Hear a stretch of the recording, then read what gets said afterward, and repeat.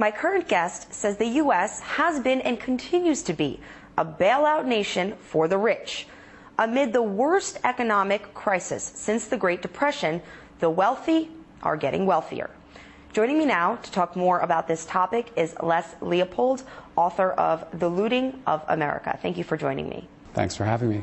Mr. Leopold, the unemployment rate in the U.S. is the worst that it's been in 26 years.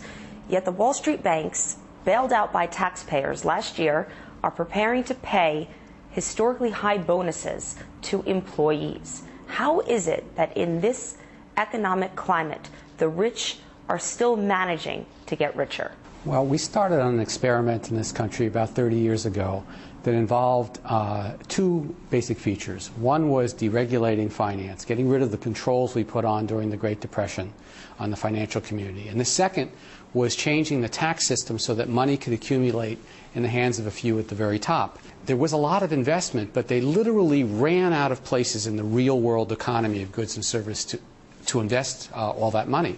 And Wall Street's not stupid. They figured out that if they could create new kinds of financial instruments, they could draw, attract, suck up this extra wealth. And that's where we got our fantasy finance boom.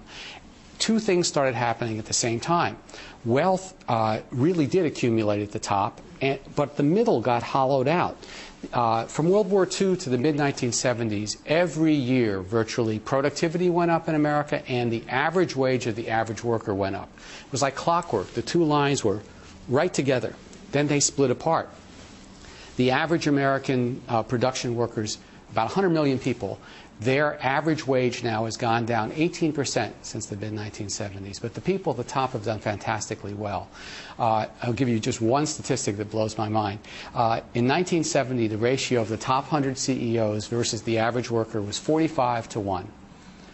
$1 for the average worker, 45 for the top 100 CEOs. By 2006, it was 1,723 to 1. That's what we found when we did the research for The Looting of America, 1723 to 1. So it's not surprising that we would have, in a sense, two economies going on at the same time. What makes the current situation even stranger is that Wall Street had totally collapsed. This fantasy finance boom had imploded because it wasn't based on anything real. And the banks were loaded with toxic assets, and they were on their knees. They were begging for help.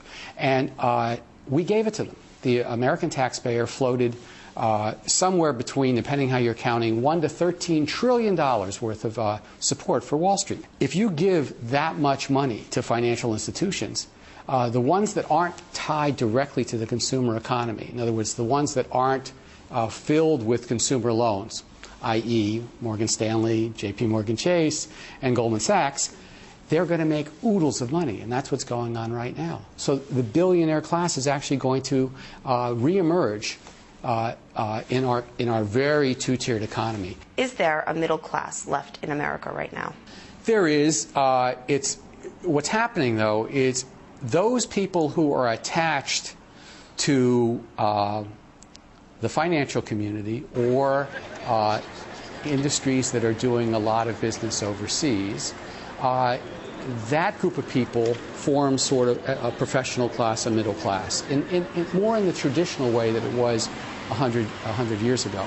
What's not happening now is you're not seeing almost the automatic rise of working people into a more what we call a middle class life, where they could easily afford to send their kids to school. They might be able to have a second home, the kind of thing that people enjoy in Northern Europe. We're losing that rapidly.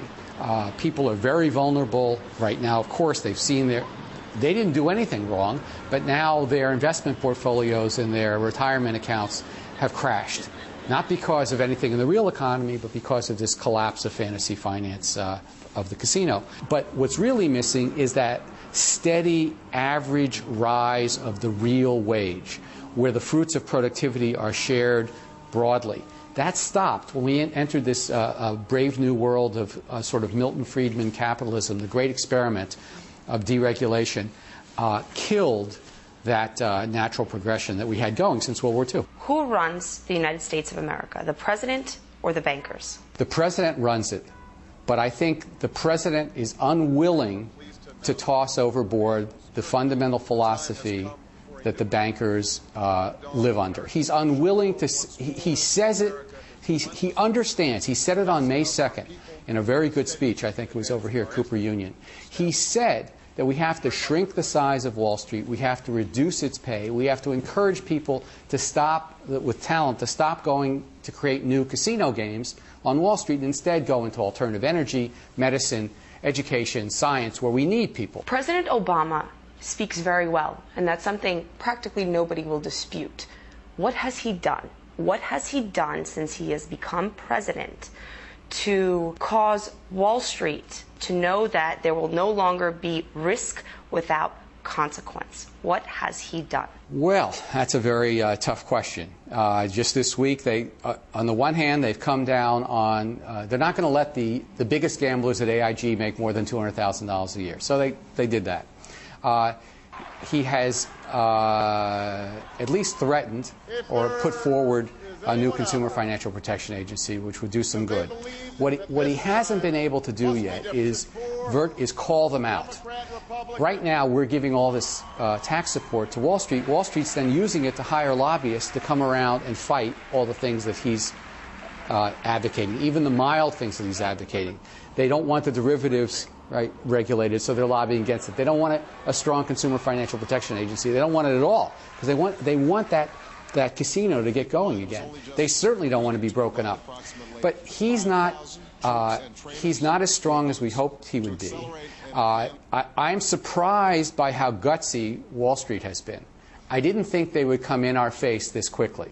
The fact that they started selling the risky securities again, the fact that they're willing to pay each other pay themselves these enormous bonuses, the fact that they're gambling again, high stakes trades because they know they're too big to fail, the fact that they lobby against Consumer Financial Protection Agency so overtly, tells me that they don't think there's really any serious opposition either in Congress or in the White House.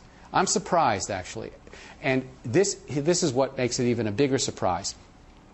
The reason I'm sort of waffling on your Obama question is that he's only going to be as good as the rest of us. So we have to make Obama do these things. We have to first identify what it is we want him to do, and then we have to organize to make him do it. Because the other side is doing an excellent job in organizing to make him not do it. You have proposed several solutions to fixing the economic crisis in America. The first, a president wage cap. You say that nobody should make more than the President of the United States, who makes $400,000 a year, until unemployment falls below 5%. Right. No one in the financial sector. And here's why. There's no, I can't view it any other way, and I don't think any rational person can view this any other way. We put the entire sector on welfare. It was kaput. It was gone a year ago. It was in shambles, and we pumped it full of money. Direct cash, liquidity, guarantees. We're allowing Goldman Sachs to issue bonds guaranteed by the FDIC because